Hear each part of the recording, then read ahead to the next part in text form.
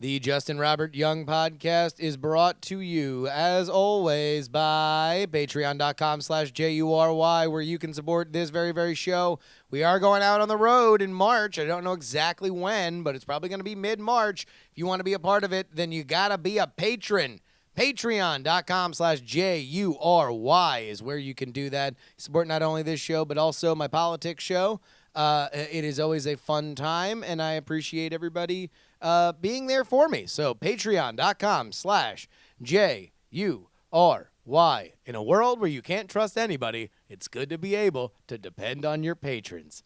And by Stickers or DIAF. Get sticker packs from both me and my wife, the Healthy Addict. If you head on over to stickers or DIAF.com. They're no longer the holiday jury bundles. I got to change that sticker. They are now the Diamond Club Mega Pack. You get 8 classic stickers, 2 new stickers, 1 classic Ruin and Wine label, and 1 jury will buy you a drink token. Hey, it's only $19.99, and you can be a part of it. Head on over there. That is stickers or DIAF.com. But enough of talking about how we do the show. What do you say we just do the damn thing?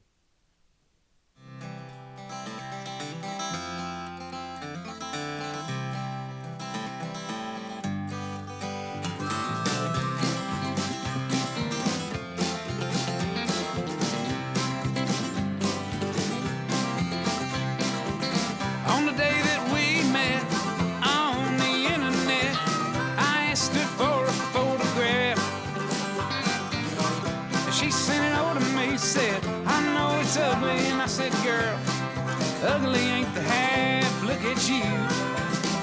Well, you got blue teeth and you only got 2 teeth, but I kinda like to see you smile. And it appears that over the years you've turned into a big old steaming pile. And she said, yeah, I know I ain't no supermodel. I said, you ain't a hand model, baby, but that's fine, 'cause you're pretty ugly by most people's standards, but you're alright by mine.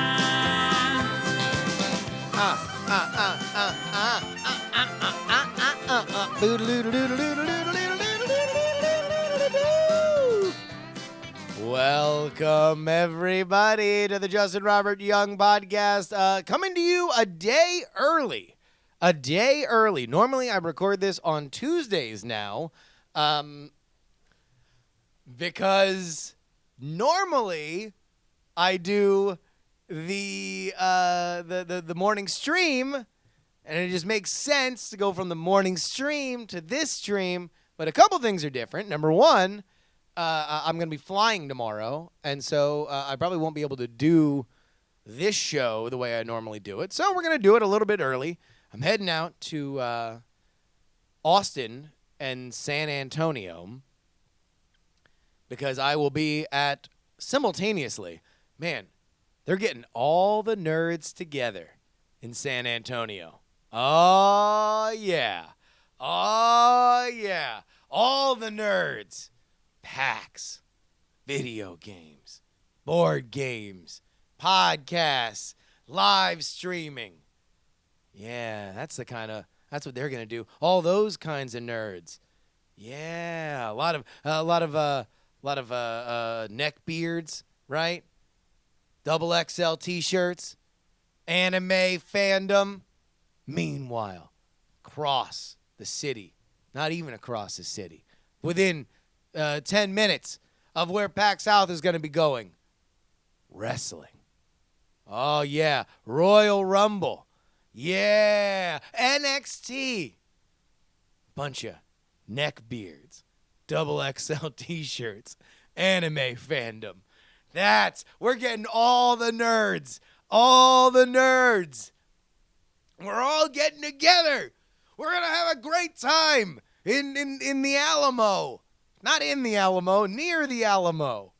Although technically, and I found this out when I did these things for Discovery, these VR things. If you haven't seen them, then go ahead and check them out at the Discovery VR app. The Alamo, where the Alamo was fought, stretches like well out into the street. So if you are in front of the Alamo when you are in San Antonio this weekend, understand that you are within the perimeter in which the Alamo was fought. That's a fun little fact that we can give you right here on the JuRY podcast. I'm a little nervous. We're going to talk about a bunch of stuff. I'm going to read your emails. We're going to talk about why I think the new Star Wars title is a great Star Wars title. But I know that a lot of you guys are invested in a lot of white people rich kind of drama that I get myself into. One of which is based on a sterling career as a professional business traveler. I amassed a very, very, very robust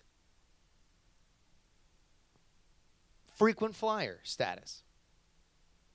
On United, they call it 1K, which is weird because it's 100,000 miles, not 1,000 miles. That's a little weird, right?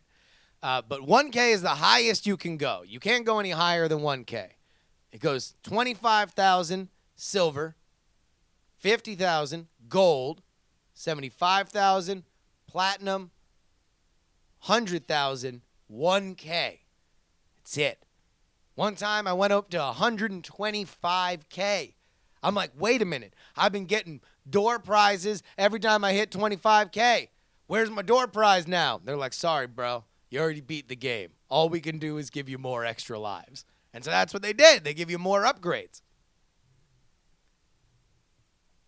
But I was nervous, man. I was nervous as hell. I was trying to, I'm going to see if I can bring this up without revealing all my personal information. I was nervous because on New Year's Eve, I was pissed off, or that I was going to, for the first time ever, I was going to lose my status. I was going to be relegated to whatever I earned in the previous year. But then I woke up in 2017. And man, did I see something that I did not expect. I indeed still had my 1K status. Happy day. I was like, wait a minute, did I just get like grandfathered into something? Like, have I just flirted with the @United Twitter account so much that some back-end social media worker was just like, nah, you want to know what? Put a permanent hold on his 1K status. I was so excited, man. I was so excited. I was so thrilled.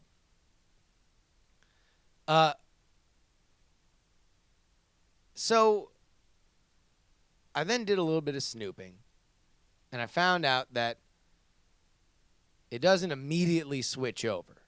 So right now, here, I guess I can show this. I still have my 1K status. Look at that.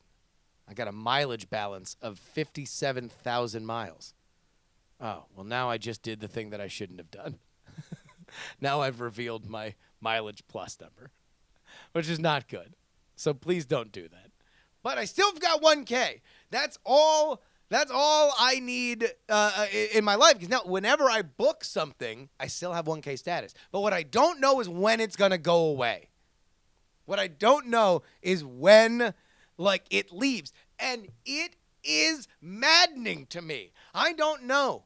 I don't know how long I'm gonna have it, man. I don't know how long. Like, is this what a virtuoso wonders? I've become the best on the Stradivarius. I can go from theater to theater.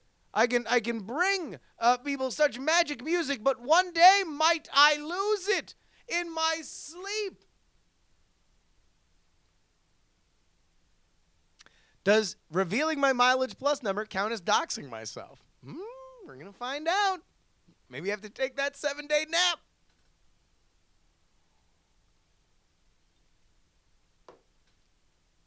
I don't know. So now I feel like I want to book everything. I want to book all my travel for the year. But I don't know if that works. Like, does it matter when I book it? You would think it matters when you fly, but maybe not. I don't know. I would say, what I'm trying to say is I want to talk to somebody from United. Please, somebody call me from United. I need answers. Is there anybody listening to me right now that works in the customer service area of United? Because I can't just ask them. You try to ask an airline some question that's not like about something on fire. See how fast they get back to you, right? I need to figure this out because it's freaking me out. It's freaking me out. I'm also going to try somebody here. This is going to be a fun little thing that I'm going to try and do. Go ahead and somebody can just give me a topic to talk about. We're going to see how well I can talk about this topic while I check in for my flight tomorrow. This is multitasking. So what you've heard is me doing a show with my full attention, right? This is my full attention. What you will now hear, as soon as somebody gives me a topic, is me taking my eye off the ball and trying to check in for my flight. Hamburgers. I'm really glad. If I told you all about my dream hamburger, one time I had a dream about the best hamburger ever. I literally dreamt. This is when I was in Florida and I was grilling out a lot. I was like, you want to know what would be great? A hamburger with buffalo wing sauce in it. Like, mix it in. So, like, this is like ground chuck, right? And then you chop up, you season it up, right? Chop up maybe some onions or something like that. But then you mix in just a little bit of buffalo wing sauce. Little bit of buffalo wing sauce. I think that would be awesome. And so I woke up and I'm like, man, I was like salivating. I'm like, I just had the best dream burger that has ever happened. I need to see whether or not I can make this. So I went out and I bought all the stuff I needed, and in my head, I was like, well, you know, nothing is ever as good as you think it is. Nothing is ever how good you think it could be. You can try to fly too close to the sun, Icarus, but you will fall on your wings of wax. And so, lo,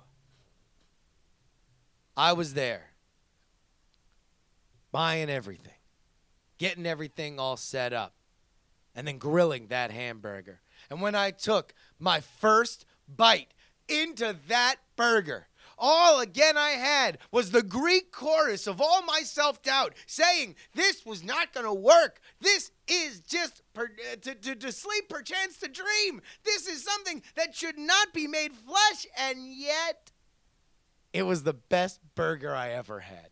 Oh my God.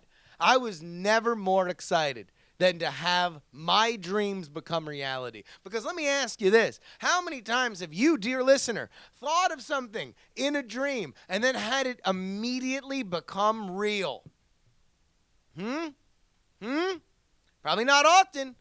I've now checked into my flight. Probably not often. That's what. I'll bet you that you have that it hasn't happened all that much. It hasn't happened a lot to me. In fact, that's probably the only time it's ever happened. Certainly never happened romantically. I didn't ever like dream of somebody and then all of a sudden they became real. But that buffalo hamburger, I don't know. Acutadine says, why not just put cayenne in the meat? Bro. You think that all buffalo wing sauce is cayenne? Come on. Ain't you never... It's not called cayenne chicken, right? It's called buffalo wings. It's a specific sauce. You got to mix it in. It has a little consistency to it. Dude, come on. Let's talk about the news that is rocking. We mentioned the nerds, man, and I'm going to have a blast in San Antonio this weekend. If you are in San Antonio, by the way, this is going to be the first time that I will be out in the wild with people who have the JuRY will buy you a drink tokens. In fact, I want everybody to email me right now, justinrobertyoung@gmail.com if you're listening to this. If you're live, just put it in the chat room. What do you think the amount of money, I'll tally it all up, the amount of money that I'm going to have to pay in JuRY buys you a drink tokens? I'll keep track of this. So somebody's going to be right. But I want people to be able to, I want people to be able to guess. Because I don't know. Pappy Van Winkle is $50 to $100 per shot. I'm not buying Pappy Van Winkle. Blang 1326 says $1,000. That would be a lot of money. We're getting a lot in the low three figures. That's probably closer. Pound 82 says 543. I do not think. Gambling Man says 900. I do not think it's going to be that much. I think it'll probably be more in the low three figures. But you guys are putting, I don't know, maybe more people are going to be there than I think. But we're going to find out whether or not I am the dumbest business person in the history of the planet. Because right now, there's a strong likelihood, based on what you guys think I'm going to have to pay out, there's a strong likelihood that I am a horrifyingly crappy businessman. That this is a terrible idea.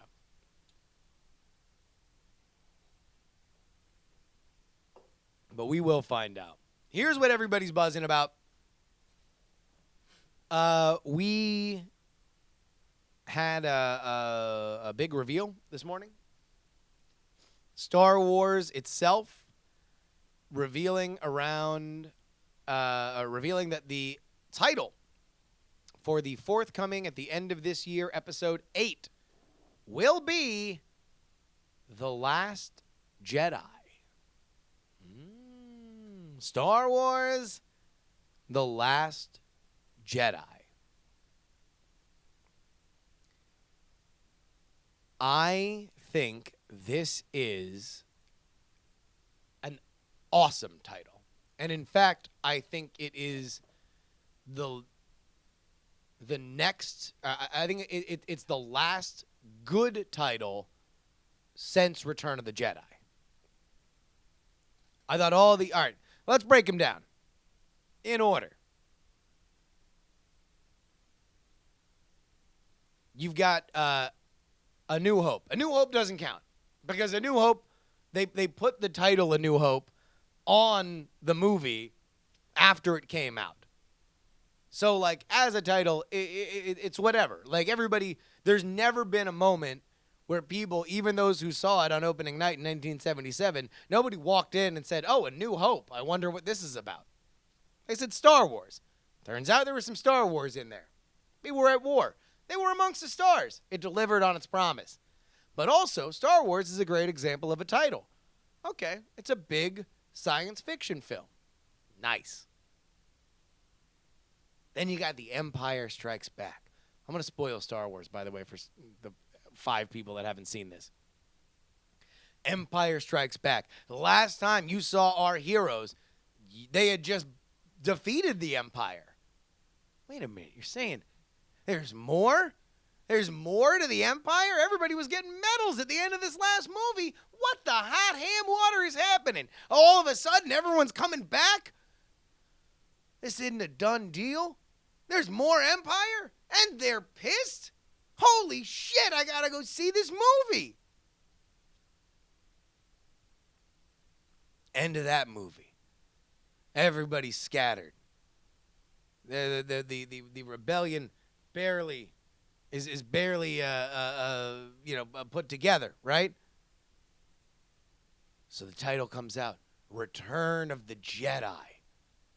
Oh, shit. Oh, shit. Oh, they're going to get it. They're going to get it, the Empire. They're going to get it. Oh, I'll tell you what, man. These Empire people, they were out here. They're chopping off Luke's hand. He's falling down that shaft, right? Like Han Solo stuck in carbonite. Return of the Jedi. Return. They're going to come back. We're coming back for all this. We're going to come get you. Jedi. They're back. Looked like they were gone. Now they're back. And then you start thinking. This is why Return of the Jedi is a great title. You start thinking. Shit, though. Shit. Wait a minute. Bring it down. Shit, wait a minute. Hold on. Who's coming back? Okay. Number one, Luke has his hand cut off, but he's already a Jedi. Where is he returning? Huh? Is it Obi-Wan? Does Obi-Wan come back?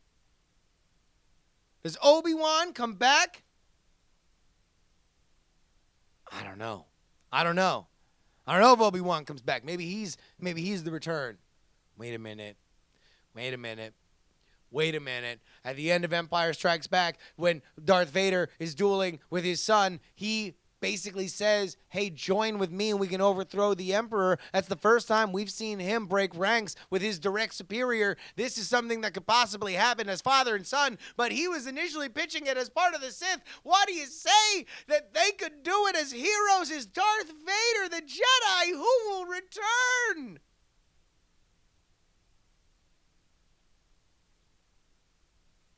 And then, of course, that movie happens.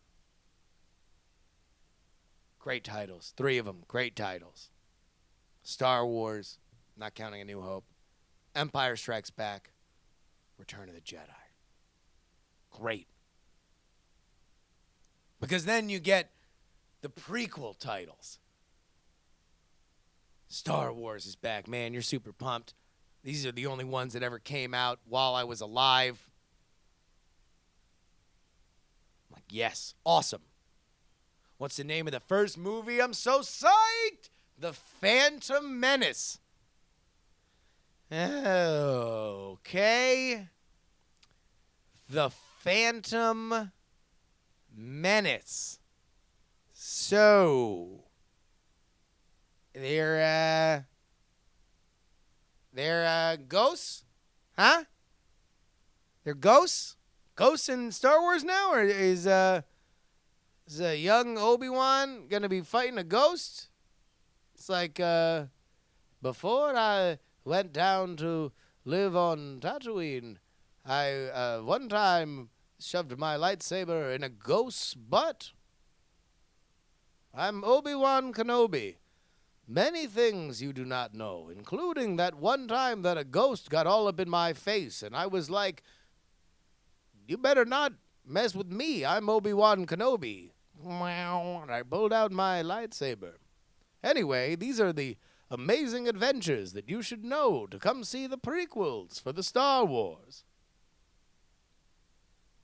It's a bad title. Doesn't play on any iconography that we've seen before. Doesn't give us any kind of direct roadmap to understand why we're going to be invested in these characters. And, it was just bad. It was just not a good title. Because then we get the Clone Wars. Well, you're like, okay, wait a minute. So Clone Wars is exciting because at one point Obi-Wan did talk about the Clone Wars. It's called Attack of the Clones, right? So at least it has in its timber, a bit of that old, serial sort of ripping adventure thing. Attack of the Clones. But that's also a bad title. Because really all you're doing is just promising that at some point clones are going to attack. It's like, yeah, there's going to be a bunch of people attacking, but they're all going to be the same person. And our heroes are going to have to deal with it. It's going to be it's going to be crazy. Look Oh, there's another thing that you do not know. For me, young Obi-Wan Kenobi was when the Clone Wars happened. Oh, wait, I did tell you about that. And you know, watcher of this movie. Well, anyway, here it is. The Clone Wars. Doesn't say anything about, the larger issue, the fact that there are direct consequences to people's actions, that there are forces that are demonstrating that people are underdogs or that they're going to be crushed under the spinning wheel of oppression. Then, of course, you got Revenge of the Sith, which that probably comes closest to what I would say is a good title because it says that there's eventually going to be the Revenge of the Sith, except for the fact that it's the least exciting element of that story. Because we literally just watched 9 hours, a 9-hour transformation of how poor little orphan Annie turns into Darth Vader, and you're only promising us in the title, don't worry, he's gonna turn into Darth Vader. In fact, that would have been a better title. Don't worry, he turns into Darth Vader. But it could also be about the Emperor. Well, it's duh. The Emperor's the Emperor. By the end of the by the beginning of Empire, the Emperor's there. He's the Emperor. Like, we didn't think that there was going to be a twist, right? And again, it doesn't bring us any closer to the conflicts of our main characters. So why is... Then we have The Force Awakens, which is also not a great title. I mean, it does a little bit to say, like, hey, remember the Star Wars that you knew? Well, now we're going to tell a story that's like it. And they sure as hell delivered. It was so like it was basically like Episode 4. But that being said, we didn't know any of the touchstones. So like A New Hope, you can't, like, see A New Hope and then... at some point you're watching. If A New Hope had been on Episode 4 from the very, very beginning, and you walked into the theater, and it's called A New Hope, you're like, oh, lady with the white dress, she's the New Hope. Oh, farm boy, yeah, he's the New Hope. Okay, cool. I guess together they're gonna hope it up and see who's new and who's old and bada bing bang boom. So it's like we don't really know. And if anything, I guess The Force Awakens is an interesting title because we are led to believe throughout the majority of the movie that, the Force that is awakening is in Finn as much as anybody else when at the end it's revealed to be very much a Rey story. Force is awakening in her. Which brings us to The Last Jedi. The Last Jedi. A lot of you have been pointing out right here in the chat room that Luke is referred to as the Last Jedi in the crawl for The Force Awakens. Great. Because now we have an easy explanation. This is going to be a movie. The title is telling you this is going to be a movie centered around Luke Skywalker. And that now we are going to evolve our larger story forward based on the revelations and the knowledge that this character that we did not see until the final scene of the previous film can give to our main characters. But also, Jedi can be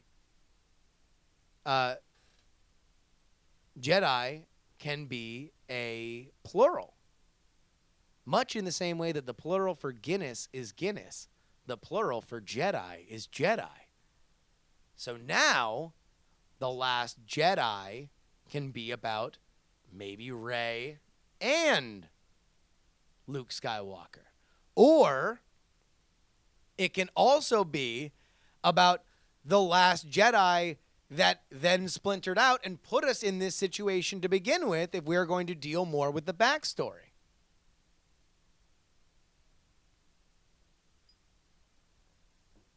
Or it could mean something else. And this is where we get back into the same question that we had about Return of the Jedi. The Last Jedi.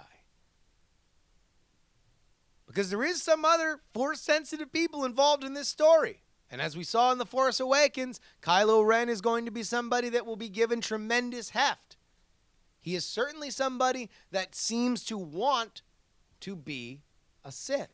And yet, he refers constantly of the pull of the light side of the Force, which he is trying to reject, flipping the duality of Luke being pulled toward the dark side, being seduced by the dark side. He, Kylo Ren, that is, feels that he is being seduced by the light side. Does he view himself as the last Jedi? And will extinguishing the Jedi name be him making one final act that for all time puts him beyond reproach?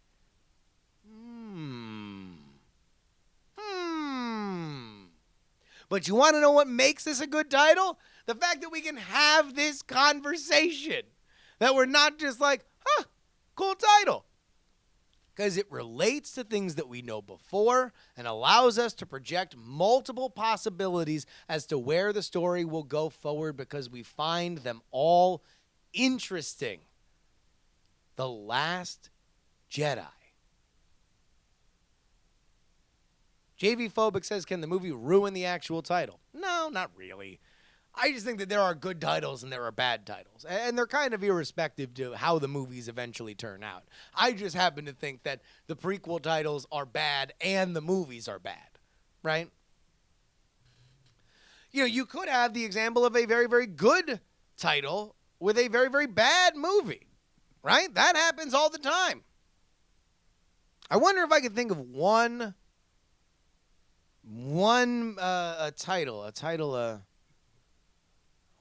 title of a movie that had a great title and a bad movie. I mean, I don't want to go rogue here, but one title that was really, really good and the movie was very disappointing.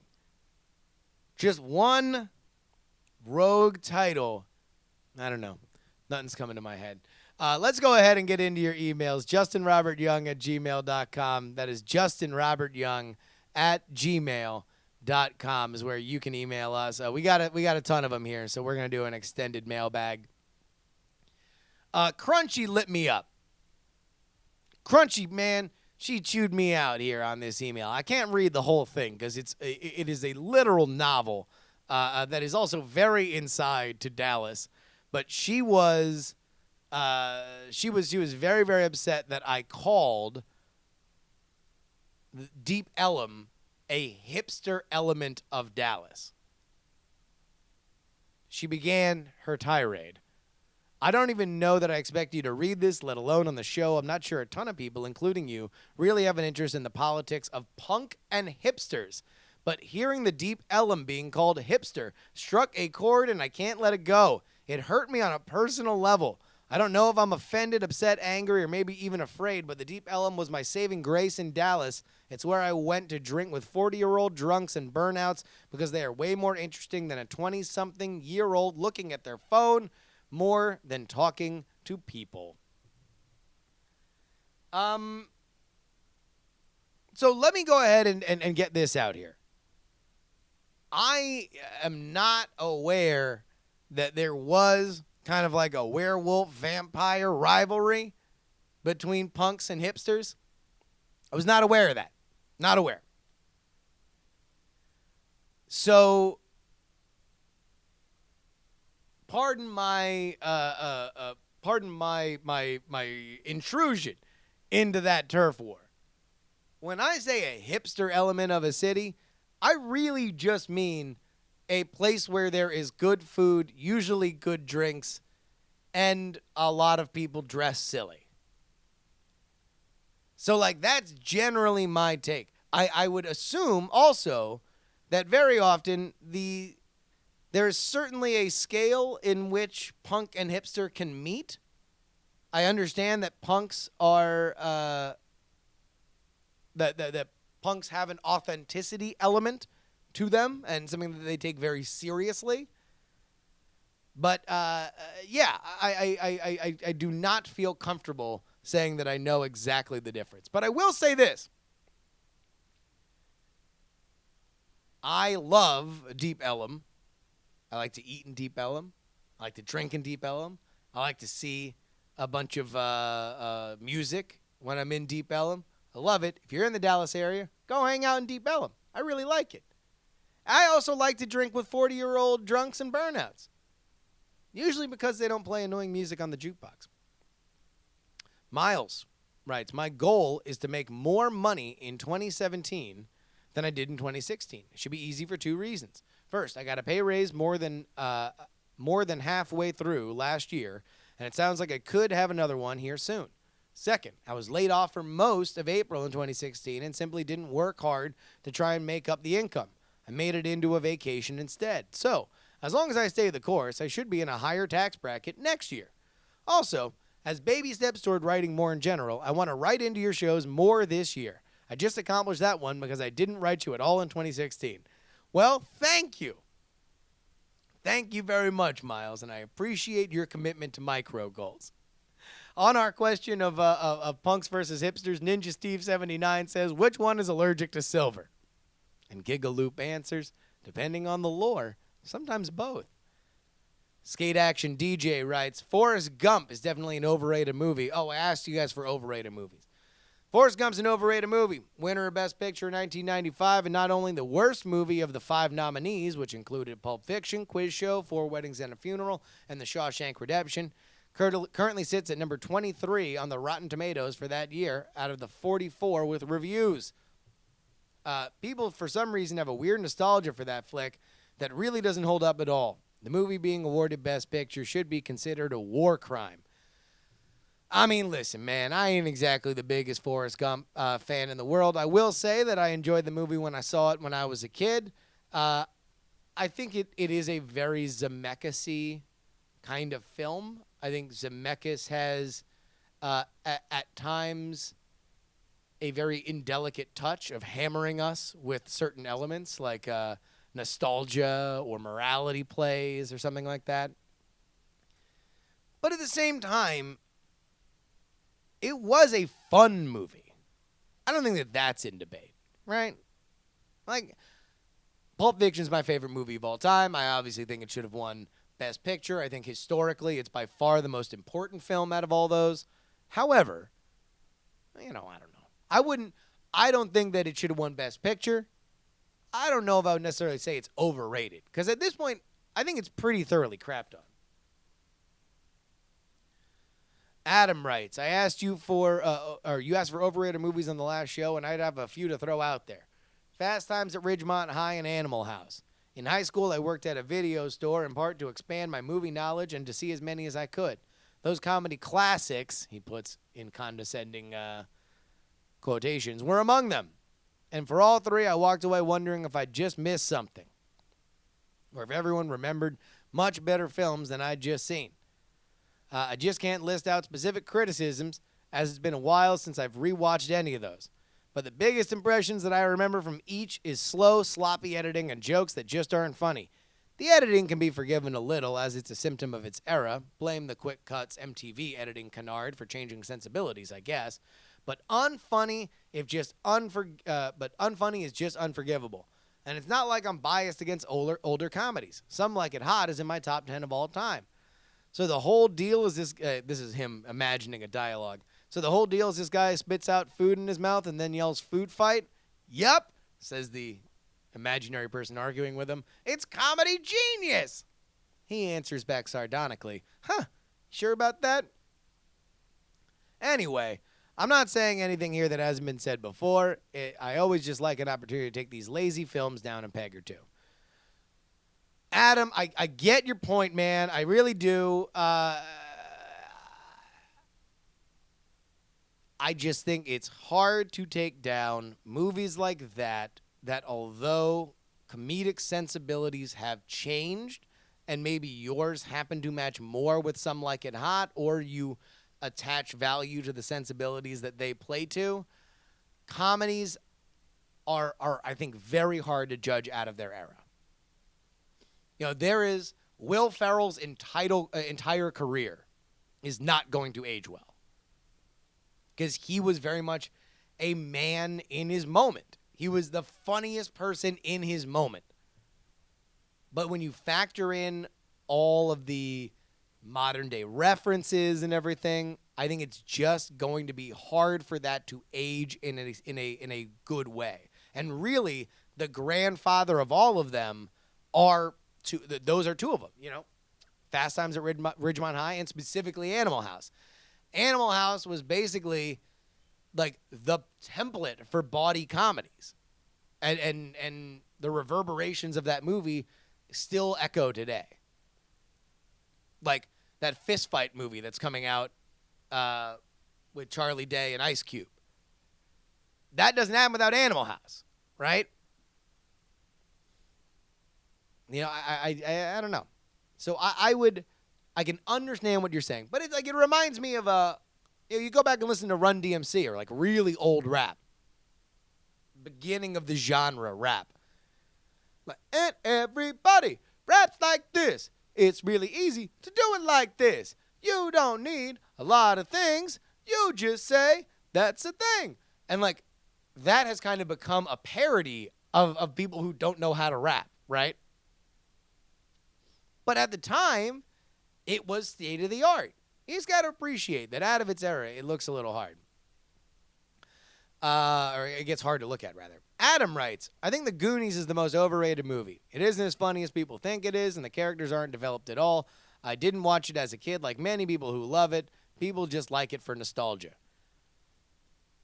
Adam. 2 Adams writing in.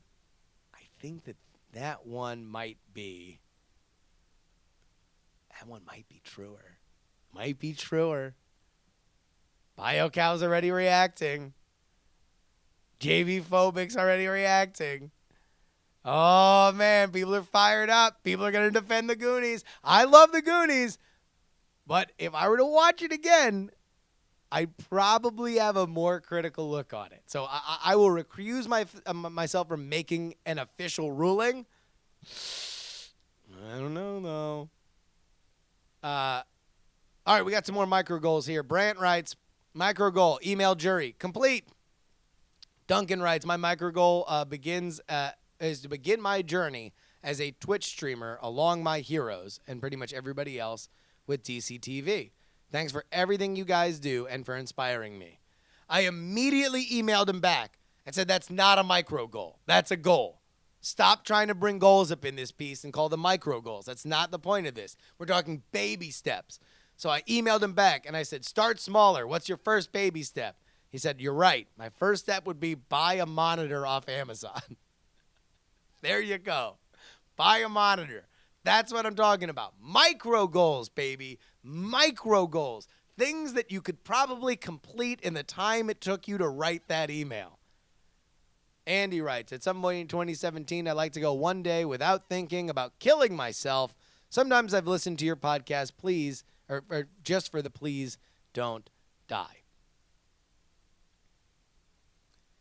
Well, I saved this one for last because I wanted to talk about it a little bit. And I know I'm sure we're going to get iPhone 7 reviews. Down there in the chat, because that's the symbol for things to be, take a weird, awkward turn.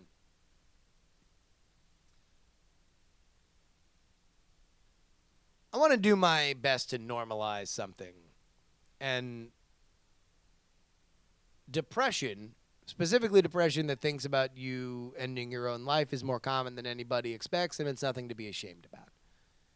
In fact, I would even go farther to hazard a guess that a healthy mindset includes the acknowledgement of really low thoughts.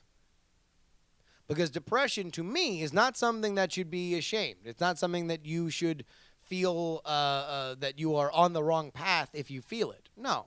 I feel depression all the time. Sometimes it gets really low. Sometimes I think about awful, awful, awful things. But the point isn't to never feel them. The point is to react to them and to make them a part of a more healthy lifestyle, to acknowledge that you think in a certain way and then try to unpack why you think like that. Therefore, identifying patterns in your life that can be tweaked or made better so you can live a happier and healthier life.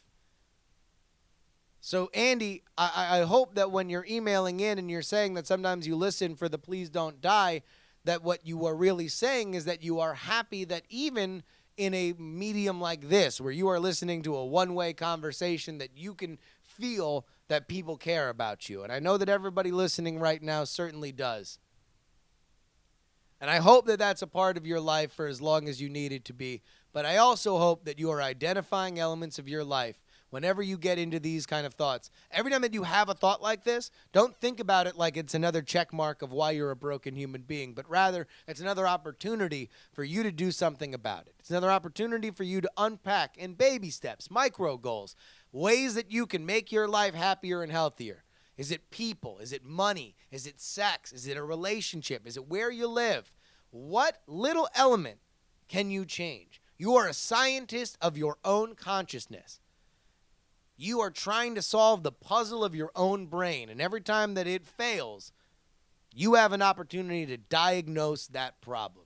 So, Andy, I am happy.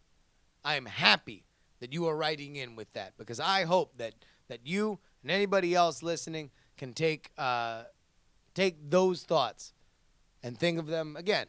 It's not something that you should be ashamed of, but rather something that you have yet another opportunity to fix. Sorry for the shorter episode, folks. We are in a crunch here. So email me, justinrobertyoung@gmail.com, if you would like to get your emails into the show. Twitter, Instagram, and Snapchat at JustinRYoung. Go ahead and just, I'll tell you what, Snapchat me where you are, because I will try to do a lot of location-based Snapchatting over the week. Hashtag join the conversation at diamondclub.reddit.com. Hashtag free Scott.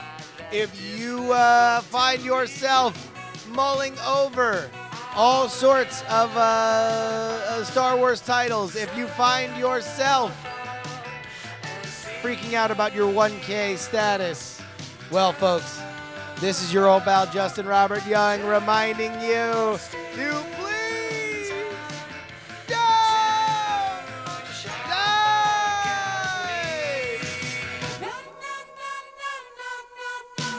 Do you like the way you're dressed up? Do you like how your hair gets cut? Diamond Club hopes you have enjoyed this program.